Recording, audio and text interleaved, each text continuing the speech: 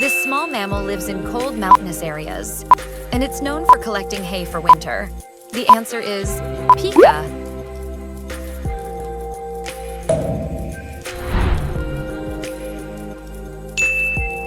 This wild dog is found in Asia, and it's known for its whistling calls. The answer is dole. This animal is a relative of the giraffe, and it has zebra-like stripes on its legs. The answer is okapi.